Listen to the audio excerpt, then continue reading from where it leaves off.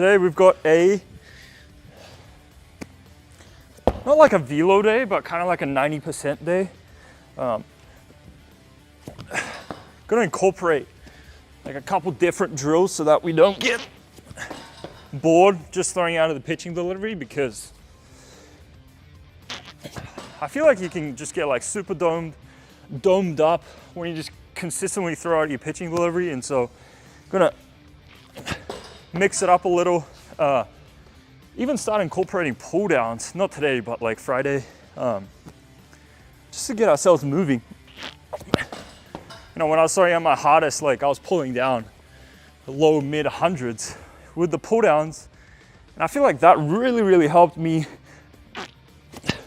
with intent, athleticism, everything like that, and taught my body how to move. And so I know traditional velo phases kind of get a bad rep nowadays. It's more just about like, okay, like mechanical efficiency, stuff like that, which we still believe in wholeheartedly. But for us and for me, I feel like I need to get the intent up to start moving quick, get that arm speed back. And then once we're, you know, back up to 93, 94, 95 in low adrenaline environments, that's when we can really hone in on the mechanics. But right now I just kind of feel slow, robotic. So it's going to be a big focus. All right, just getting these med ball throws in, getting the spine to move really well. All right, a couple step backs and I'm good. One of the things that has been kind of on my mind lately is like the conjugate method, which is like a West Side barbell thing. It was created by Louis Simmons, who is the powerlifting coach for the best powerlifters in the world.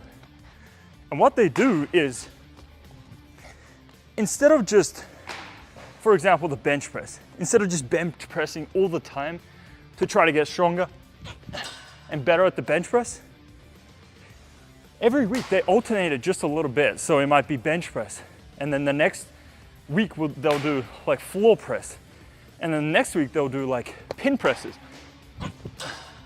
So they alternate it just a little bit to create a fresh stimulus. And so this is kind of what I think about with the throwing, is like, if you just keep throwing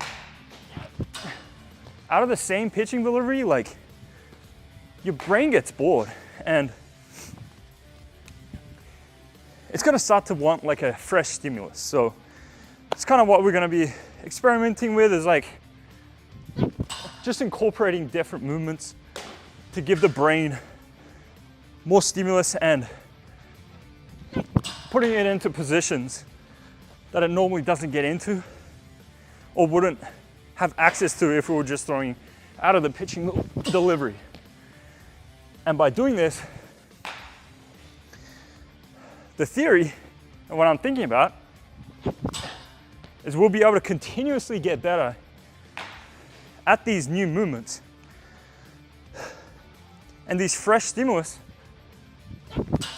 would help the pitching delivery become and make us a better thrower overall. So that's kind of like the training methodology that I'm kind of thinking about and we're going to be experimenting with, because we also want to keep training fun. You know, we don't want to just keep throwing off the mound and throwing slow 89, 90 off the mound. Like, it's just not fun. So incorporating new movements, new stimuluses, that's what we're going with.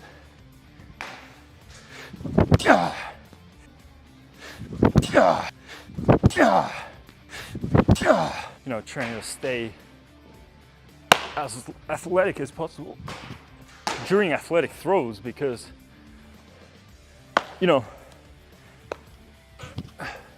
Trevor Bauer talked about this. It was like, when he's kind of feeling like he's in a rut out of his pitching delivery and things aren't really feeling too great, he tries to get completely away from it. Just starts incorporating like athletic throws, like, you know, like shortstop throws, and stuff that actually like makes him feel athletic. And it kind of, everything starts to kind of fall back into place because you stop overthinking, stop, you're not in like the Superdome anymore. And so I think that's very valuable. I know for myself, like I get like really in my head about pitching mechanics. And at some point, you got to get away from that because you're never going to be the best you can be stuck in the Superdome. All right, so what do we got today? We got 3 to 4 exercises, kind of like a plyo velo, but we're going to use baseballs. And so first one, I'm going to do roll-ins. This is going to teach hip to shoulder separation, you know, even a linear component of spinal extension, thoracic extension, because the more we can get here, the more space we have to apply force to the baseball and in turn throw harder. And so this is the first exercise. I actually have no clue how hard I'm going to be throwing. It's a 90% day. So I don't know. My goal is 90, but yeah, let's go. All right, first throw. I'm going to slowly build up to like a 90-95% throw, and then we'll switch and go like that. So this one's going to be 78. This one's going to be 81. All right, here we go. So this one's going to be 83. 83. Now these are going to be like 90% throws, so going for like 86, 87 right here. Damn it. All right, this is going to be harder than I thought. We'll work up to 86, 87, and then swap. Unless I start going down, and then I'm 85, okay. All right, that's good. All right, second set. Now that we're used to the movement, it's all rep. So I'm gonna try to be everything above 86 right here. So here we go. Oh. I can feel that as well.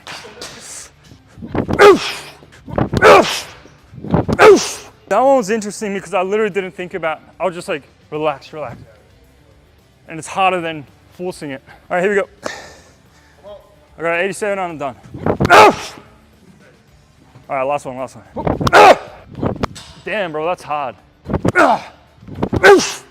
That was really interesting because the past 2 throws, my arm was guarding like here, short.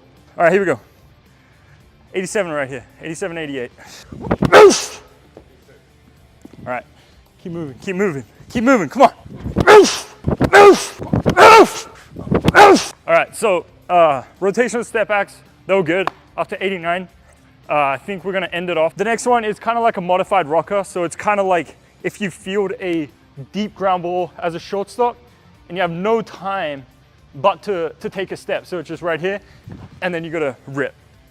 And that was slippery as fuck, so let's see if that'll work. But probably gonna start here. So it's, oh shit, this is slippery. Oh fuck. Yeah, I slipped bad. That felt weird. But okay, that's okay.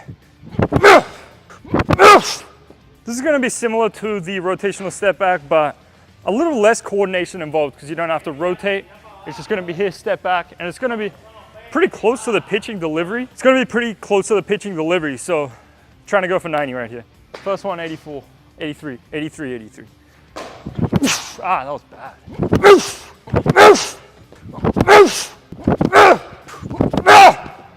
Let's go. All right, so done with the day. That was actually a lot of fun, you know, just incorporating different movements into the velo day, because again, you know, what happens is like you get so caught up in the pitching delivery and you get super domed, and then it's just hard. And so we did the roll in, the rotational step back. We did like a rock back throw and then we did a step back throw to end it off. And really good day for me. You know, I was up to get up to 90 with these throws, and it wasn't like 100%. You know, it was more like a 95%. Like if I was going 100%, then I'd try to amp myself up, caffeinated everything, but it's not what I really did. So the biggest takeaway, and one thing that I found out about today, was I felt like with my best throws, my arm just relaxed into the throw. So sometimes what I found is like my arm gets a little bit tense here, and it's like guarding because it's like scared to throw hard or something. It's weird. But today, when I was able to really relax it, and it was like my back leg and my arm relaxed at the same time. So it was like, that's when I had my best throws, because my body is just fully relaxed and it can float into a good position to throw gas.